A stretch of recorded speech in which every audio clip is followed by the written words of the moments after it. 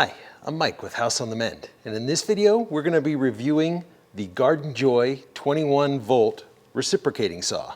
We're going to cut wood, metal, PVC, and I'm even going to show you how it mixes paint. So let's get started. House on the Mend. Now, I'm not sponsored by GardenJoy. They simply reached out to me and offered to send me this product for my independent review. So let's open up the box and see what comes inside.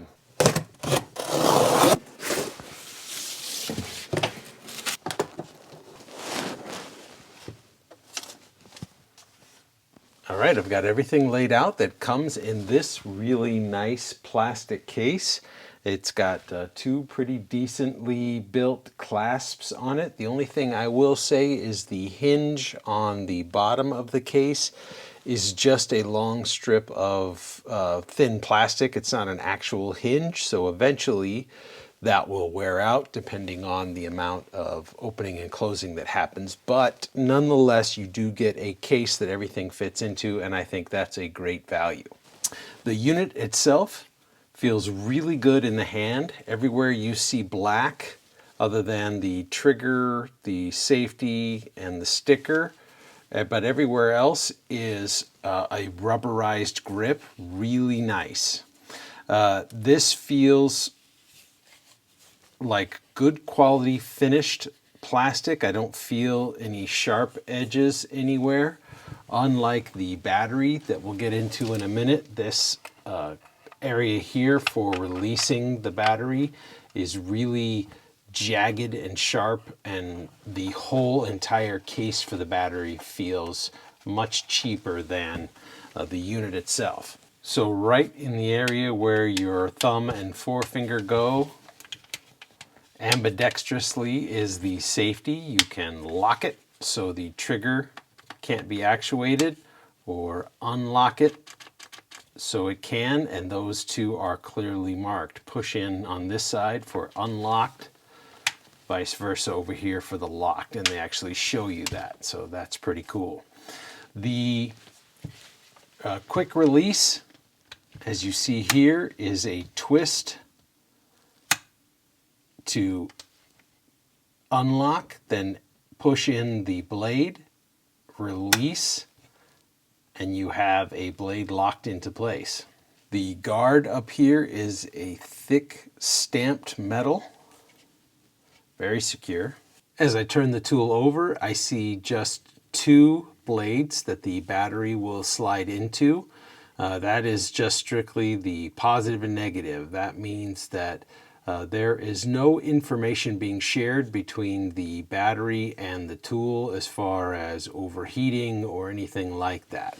Even though, as I look at the battery, I do see three spots where this battery could communicate with perhaps a different tool, but not on this one. The saw comes with two metal blades and four wood blades, which I think is a great value.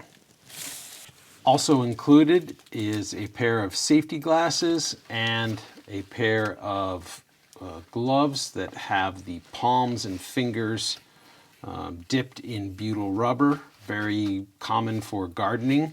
These are a medium size as far as I can tell, because I can get my hands in them, but my knuckles come way back here, and they are a little bit tight. I wear a large glove, so these are obviously a medium.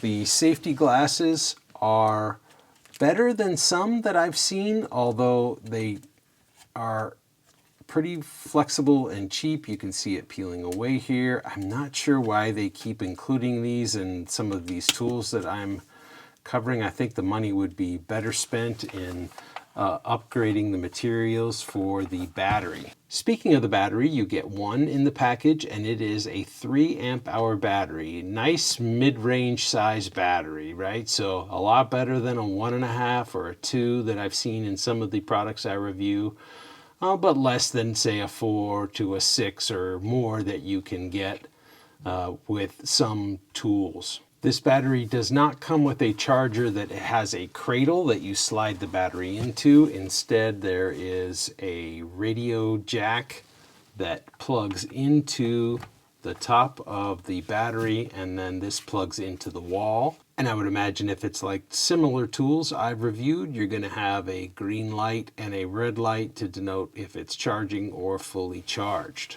One thing you will not see anywhere on this unit is a battery life indicator, and that is because according to the instructions, the battery indicator is supposed to be right here on what would be the left side of the tool. It's pointing to these three dashes right here, very similar to the Milwaukee M12 tools.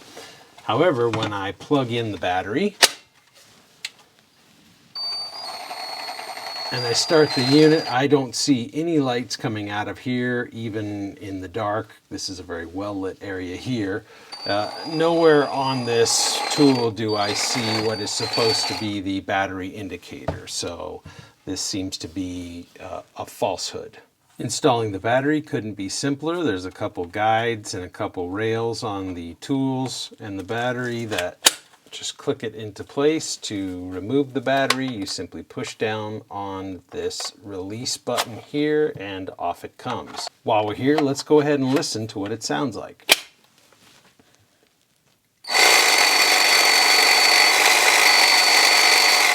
Pretty quiet. There's no discernible whine to it, so that's all good.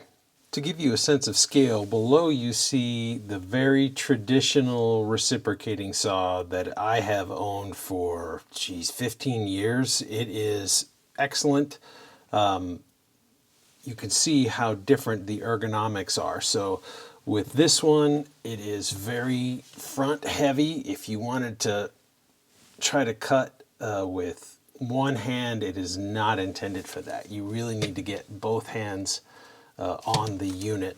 Whereas with this new style of reciprocating saw that I see very prevalently nowadays, it is easily operated with one hand. And if you want to use two hands, it's got this spot right here to wrap your hand around to give you a little bit more support.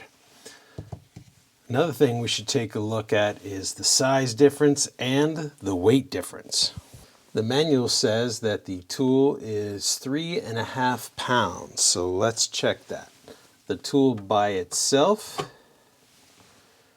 is about 2 pounds 6 ounces.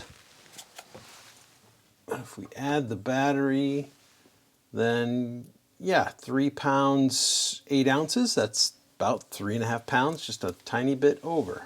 As compared to this beast, who is well over 6.5 pounds tool only. Next, let's set up to charge the battery, see how long it takes to charge, and whether or not it creates any alarming amount of heat while charging. Right on top of the charger, you can see this green LED light. When I plug it into the battery, it changes to red, indicating that the battery is charging. And let's get an overall temperature. It is starting out at 73 degrees Fahrenheit. Well, after only 36 minutes, the green light on the charger indicates that we are fully charged. And the temperature didn't rise at all. In fact, it dropped 2 degrees. So pretty impressive. It must have come with quite a bit of charge on it. Well, since it's called a GardenJoy, I thought it only fitting that we start out here in the garden. I've got the wood bit and a fresh battery, and we're gonna cut some branches on this tree that's still dormant but alive. Then we're gonna head to the Bullhead City House. We're gonna cut some palm trees to see how it does on the more fibrous fronds. And then we'll end up by cutting some dried lumber. So here we go.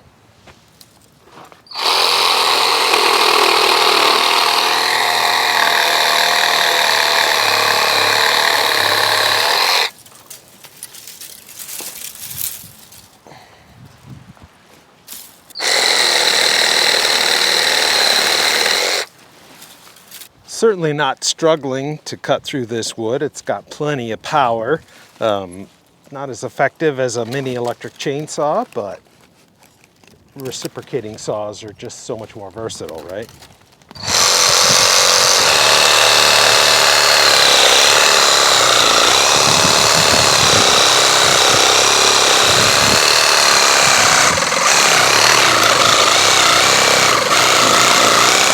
All right, so it's struggling with this branch here that's only like inch and a quarter thick.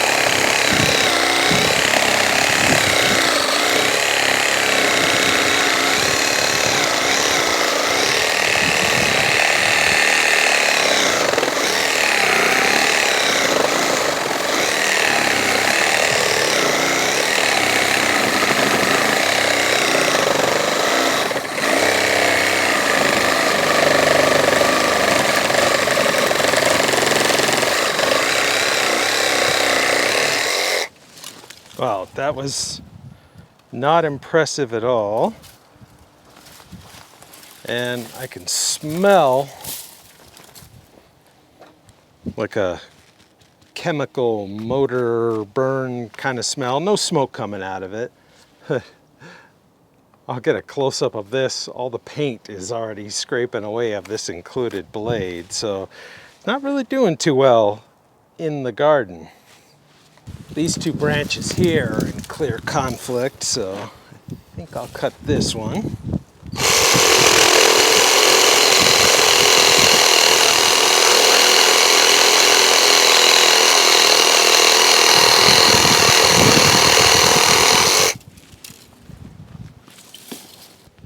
Now when it comes to trimming palm trees, the one-handed cutting capability of a saw this size really comes into play as a benefit.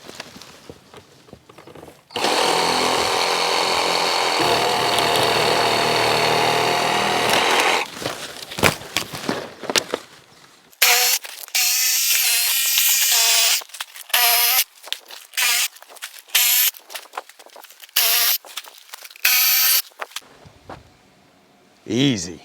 Well, I'd planned on doing more outdoor testing, but the wind is so bad today that you'll probably hear it knocking on the garage door here. Nonetheless, we've got a vise set up here, and I got a bunch of scrap material that we're going to practice cutting. I wasn't too impressed with how this tool did on those live branches we were cutting, but I have some closet rod here that I use to paint some cabinets on, so it's just scrap.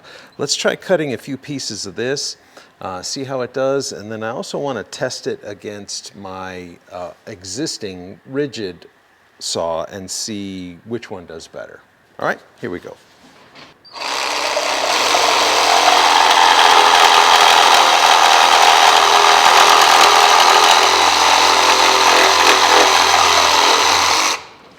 So clearly it did a much better job on this kiln dried wood than it did on the original branches we were cutting.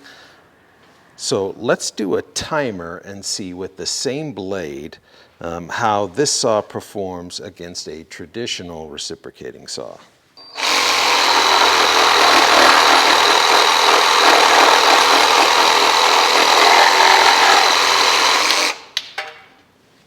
All right, same blade.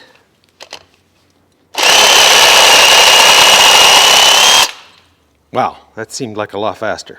So clearly the rigid saw is a lot faster, in fact almost 3 times as fast at making a cut as this GardenJoy was. Now I think that's a combination of the speed and then also possibly the amount of travel that you're getting in the stroke. I'll measure that a little later, but let's do a little bit more testing. These saws are routinely used for demolition work. And when you're demoing a house or a wall or something like that, you're inevitably going to come in contact with a sill plate, or in this case, pressure-treated lumber that would be on the ground in contact with concrete. Let's make some cuts here and see how it does.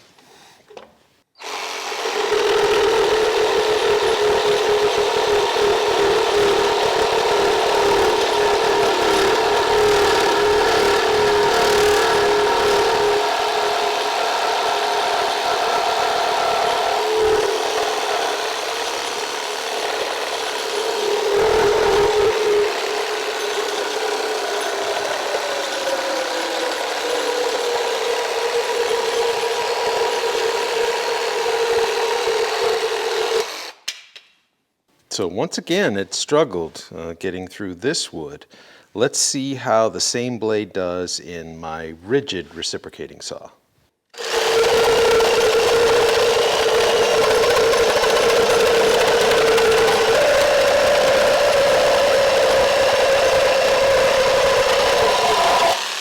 Wow, so much faster. Well, just as I suspected, the travel on the GardenJoy is just over half an inch, 0.57 inches, whereas with the rigid, it is just over an inch, so almost twice as much travel.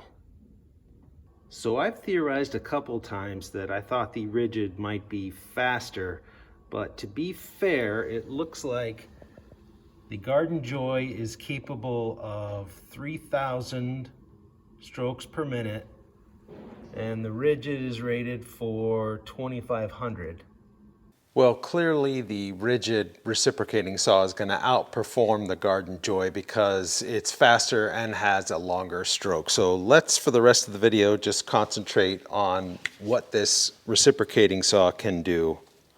I have a little jig that I've made here that helps me cut miter cuts on metal, be it if I'm making window screen frames, or in this case we have some 3/4 by 3/4 square aluminum tubing. So let's see how the supplied metal blade handles it.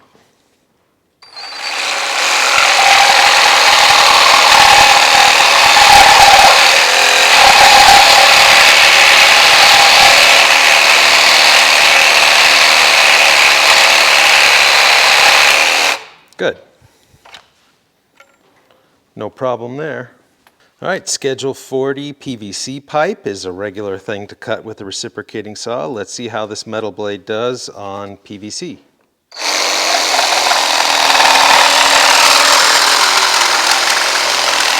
Oh yeah. And finally, working with galvanized pipe, if you're running conduit or anything like that, you will often use a reciprocating saw.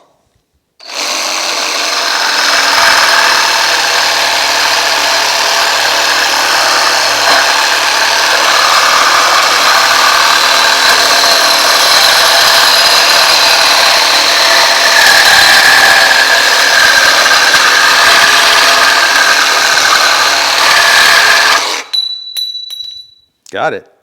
And no review of a reciprocating saw would be complete without me showcasing the Mix Quick. Not a sponsor, just a product I love and makes it so much easier to mix cans of paint or spray on texture when repairing walls.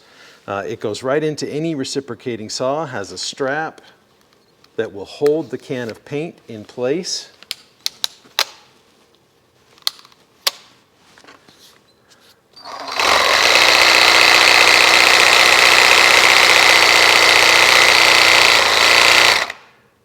Greatest invention ever. You never have to mix a can of paint by hand. If you've got the Mix Quick, I'll leave a link for it in the description.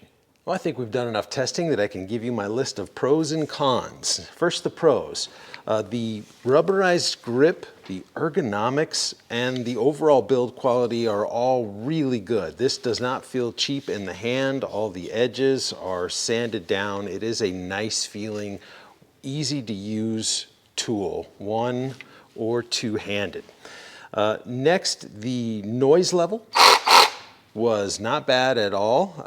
It's mostly the material that you cut that makes a lot of the noise. Regardless, I wear hearing protection all the time, but the tool itself did not have any kind of whine or anything to my ears. The battery life was really good. Every bit of the cutting you saw me do was on one charge of one single battery.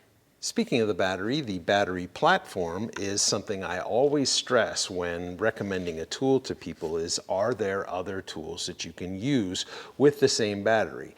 And in GardenJoy's case, there is a drill, a mini electric chainsaw, and a 1/2-inch impact driver currently available for this same battery. So at least if you buy this tool, you know you can get a few other tools and use the same battery for all of them. Lastly, the included case and cutting blades, both wood and metal, I thought was a great value. Now the cons. First and foremost, the lack of a battery life indicator anywhere on the tool is always a con in my book, and I especially don't like the fact that these hash marks here that the manual states are the battery life indicator don't do anything. That feels like false advertising to me. I find it hard in my business to take a tool with me and use it on a daily basis if I don't know how much battery life is on it. And I have actually gravitated away from any tool in my arsenal that doesn't have a battery life indicator.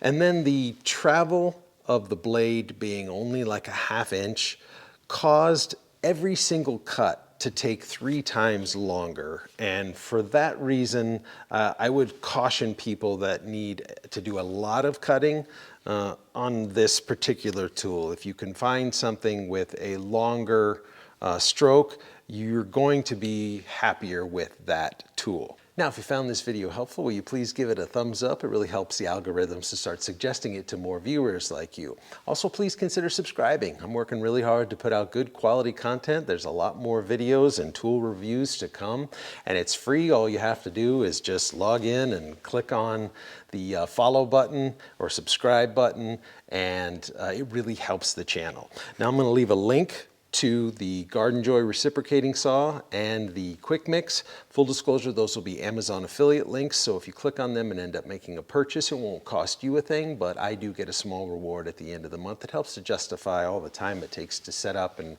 record these reviews. Speaking of this review, I want to thank GardenJoy for sending me this tool. It takes a lot of courage to send an independent reviewer a tool and not have any input whatsoever on what the reviewer is going to say, and I respect them for doing that, even though I had a couple pretty harsh criticisms. So until next time, thank you for watching.